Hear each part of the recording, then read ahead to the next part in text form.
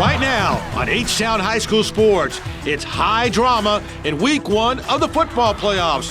We'll have the game-winning action, including this remarkable double overtime thriller. It's the thrill of the volleyball playoffs as the chase to state continues. And it doesn't get any more thrilling than our plays of the week. So don't let the rain get to you. H-Town High School Sports starts now.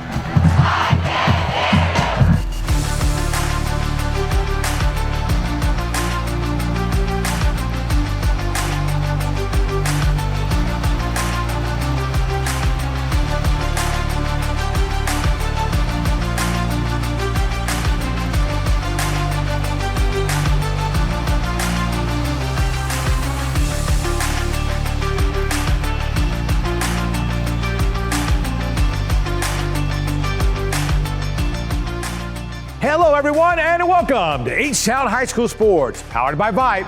I'm Todd Freed. It was playoffs, nothing but playoffs, on Week 1 of the football postseason, where we begin with a big matchup among the biggest schools as the Dickinson Gators face the Pearland Oilers in the Class 6A Division I playoffs. Out to the rig in Pearland we go for a great by-district matchup. Dickinson's first play, they give us to Malachi McNair, to Darian Crooms, back to John Solomon, who goes deep to Marquise Johnson. Wow, touchdown, 66 yards, 7-0 Gators. Gators on defense. The pass by Jackson Hamilton, and Diego Sanchez extends and makes the interception. What a play.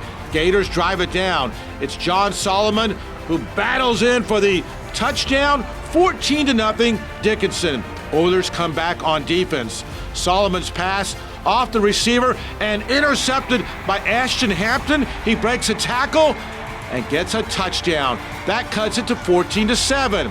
After Dickinson went back up by 14, Jackson Hamilton to the end zone, and Christian Pitts has it. Touchdown, 21-14. In the third quarter now, Oilers again. Hamilton scrambles, and then off balance to Aiden Glasper, touchdown. It's tied at 21. In the fourth quarter now, Oilers on the brink of taking the lead. Hamilton to throw in the end zone, but it's intercepted by Diego Sanchez, his second pick of the game. That was huge. 8 minutes to go. Here's Solomon. He scores, and Dickinson wins 35-21. They will face North Shore next in the area playoffs.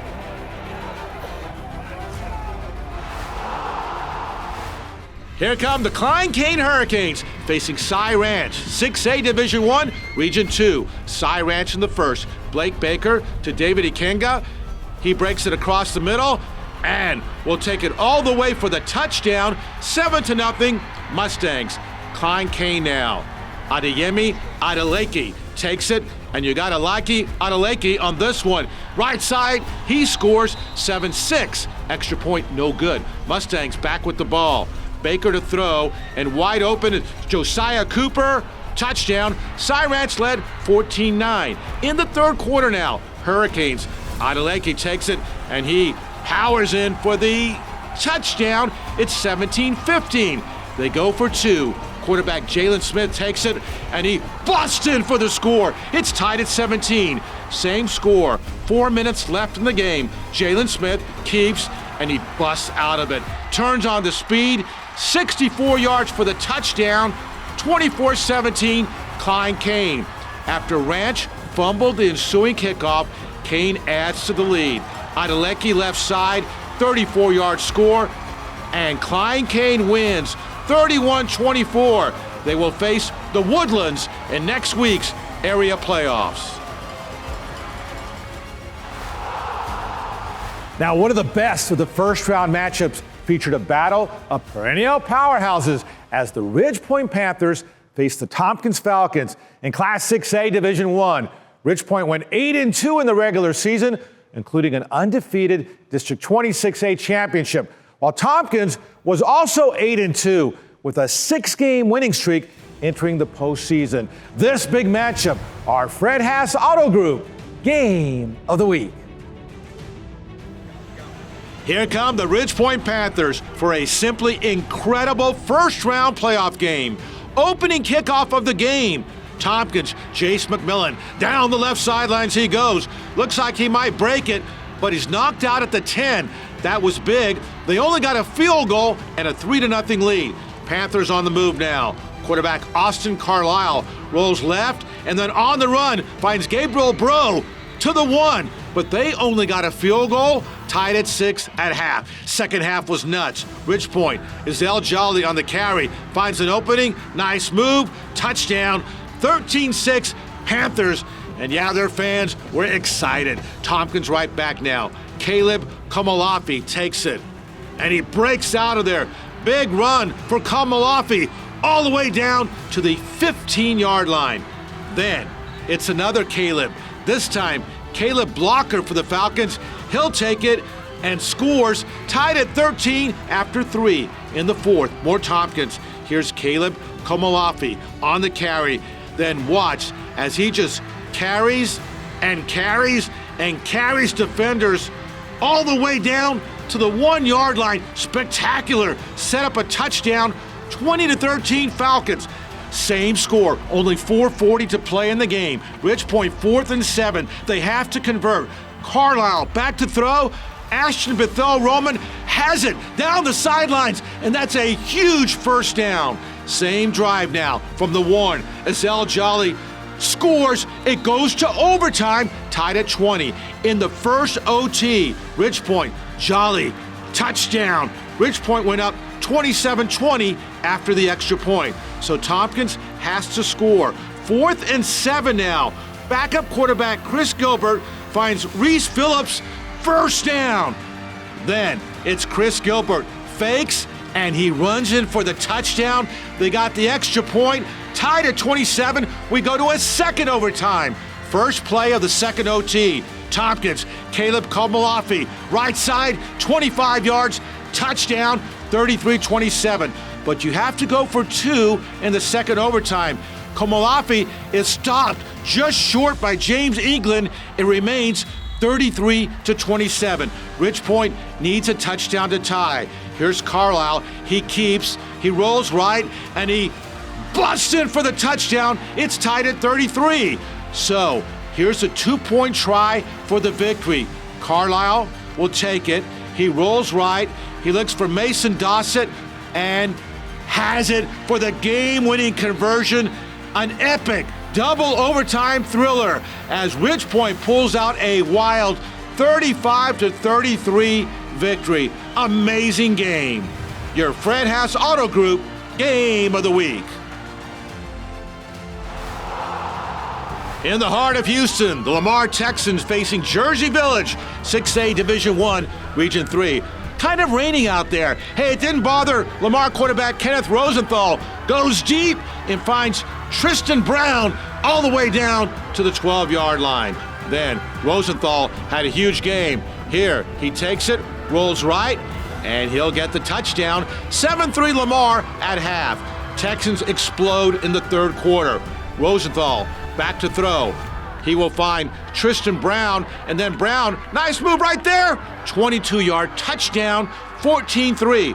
After Jersey Village fumbled the ensuing kickoff, Rosenthal fakes and spins and scores. It's 21-3. Then, after another Falcons fumble, more Kenneth Rosenthal. He fakes, and that's a 23-yard touchdown, 27-3 Lamar. Falcons finally strike. Adam Tron back to throw, fires to Josh Nunez. He takes it and he breaks it. 47 yards, it's 27-11. But Lamar drives it right back down the field, and Brandon Thomas scores. Lamar wins 55-24. They advance to face Ridge Point in next week's second round of the playoffs. Atascocita coming out to face Deer Park. 6A Division I, Region 3, first quarter. Nick Cordova for the Eagles scores 7-0 Atascocita. Deer Park comes right back. Rafael Robles to throw. He finds Hayden Smith, 35 yards. It's tied at 7. But it was all Atascocita after that. 4th and 1, just inside the 10. Quarterback Zion Brown on the keeper. And look at the push. Ford still going and going. And would you believe? Touchdown, 20-7 at half. Third quarter now, on the punt return for Atascocita. Braylon Conley, right side, looks like he's cornered right there. No, he escapes and gets away for the 48-yard touchdown return. Eagles win 48-7. They will next face Clear Springs in round 2 of the 6A D1 playoffs. Still ahead, lots more from the football playoffs, including big victories for Shadow Creek and C.E. King, while Stafford advances in the Class 4A postseason. Plus later, big game action in volleyball.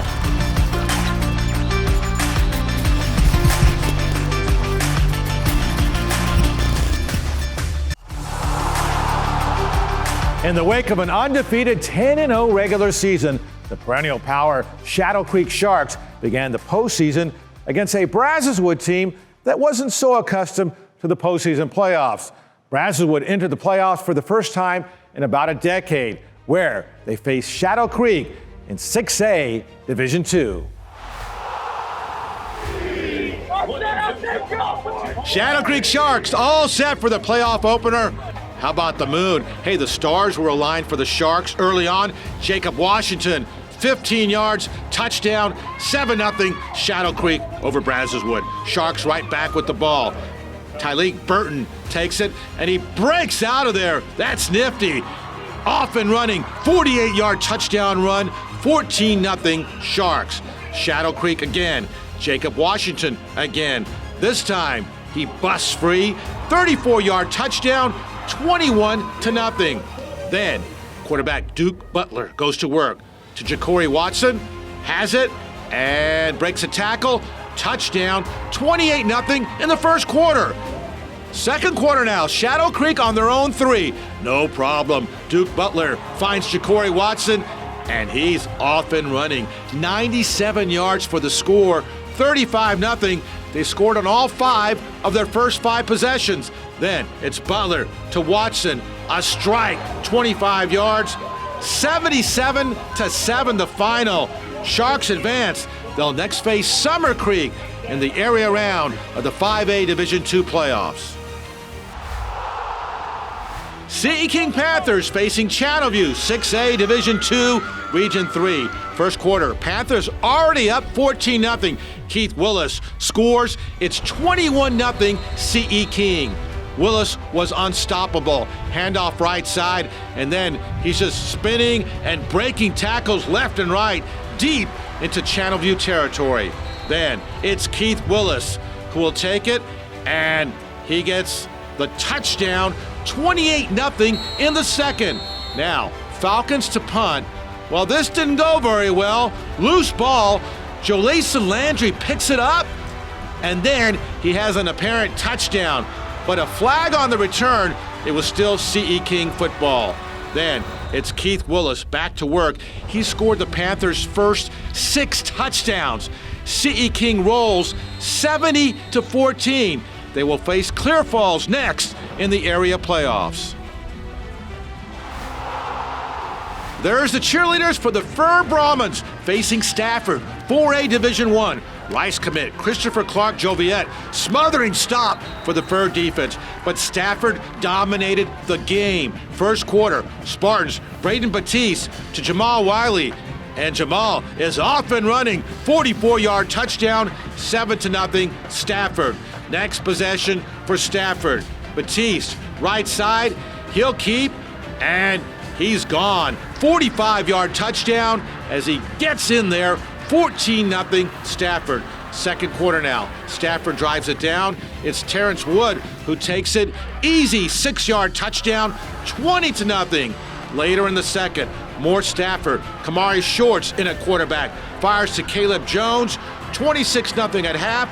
50-6 the final. Stafford will next face Lumberton in the area round of the 4A D1 playoffs. Up ahead, it's the regional finals in volleyball. Plus, our Coach of the Week leads her team to an SBC championship. And the Rhythm Energy electrifying plays of the week are right around the corner.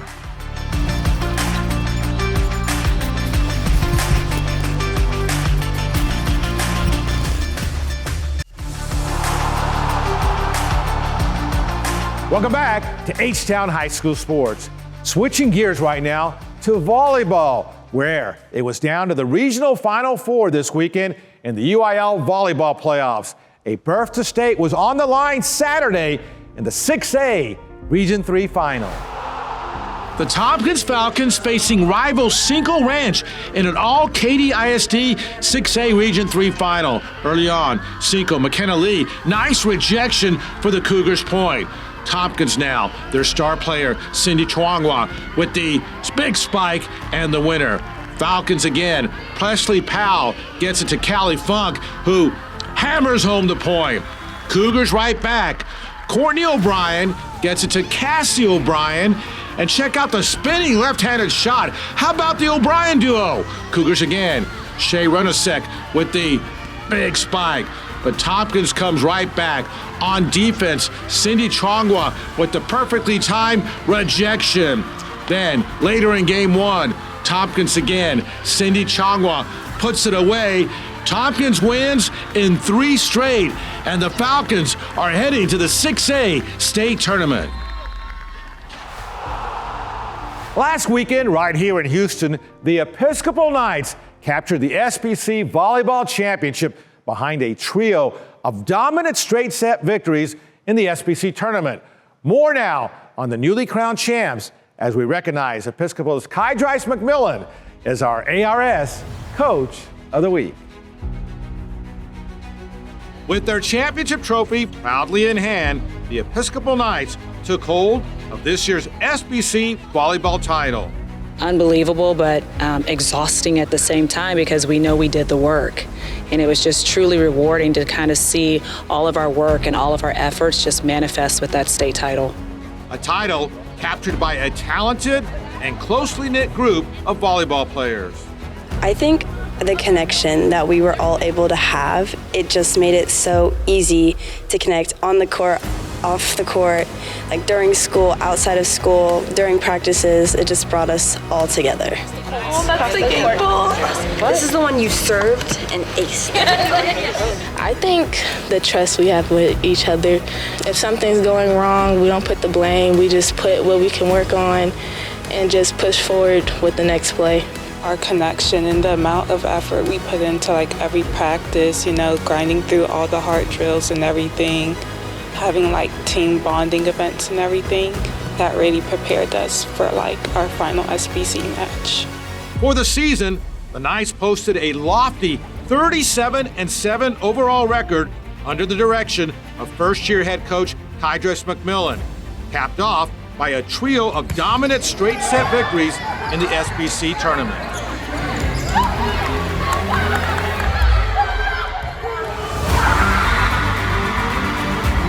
We're so proud of each and every one of them for getting in the trenches together. You heard some of them talk about, the time that we spent outside of the court time too, just to be relational with each other, because it's so important to not only battle, but you have to bond to battle. And then to see them not only be able to fight, but to teach them how to be winners. And then to see it all come together at the end was just truly, truly remarkable.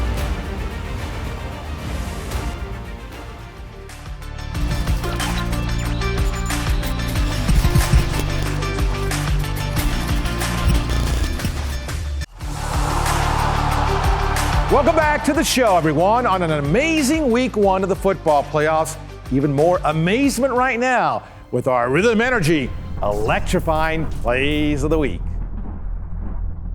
Ridge Point against Tompkins. For Tompkins, running back Caleb Komalafi on the carry. He just drags and drags and drags defenders almost for the touchdown. He had an amazing game. Second overtime, Ridge Point needs a touchdown to tie, and Austin Carlisle for the Ridge Point Panthers will bust in for the score. Then the 2-point conversion that would win the game in double overtime. Carlisle scrambles right to Mason Dossett right there, and the game winner in the double OT. Shadow Creek and Brazos Wood, Sharks, Tyleek Burton somehow breaks out of there, 48 yards for the score in the big Shadow Creek win. Deer Park and Atascocita. Braylon Conley for Atascocita on the punt return. He's cornered right there. Oh, no, he's not. Somehow breaks away, 48-yard return in the Eagles' victory. Klein Cain and Cy Ranch tied late in the game. Cain quarterback Jalen Smith up the gut, and he breaks it. 64 yards for the go-ahead and game-winning touchdown. Dickinson, first play against Pearland. The give to Malachi McNair, to Darian Crooms, back to John Solomon, who goes long to Marquise Johnson, and that is a touchdown for the Gators. Same game. How about defensive back Diego Sanchez for Dickinson with the great interception for Pearland. This was pretty. Quarterback Jackson Hamilton scrambles, then off balance in the rain, finds Aiden Glasper, touchdown, but Dickinson won the game. Your Rhythm Energy electrifying plays of the week. All right, and an electrifying start to the playoffs for sure. That'll do it for this week's show. Thanks for watching, everyone. Until next time, stay H-Town proud.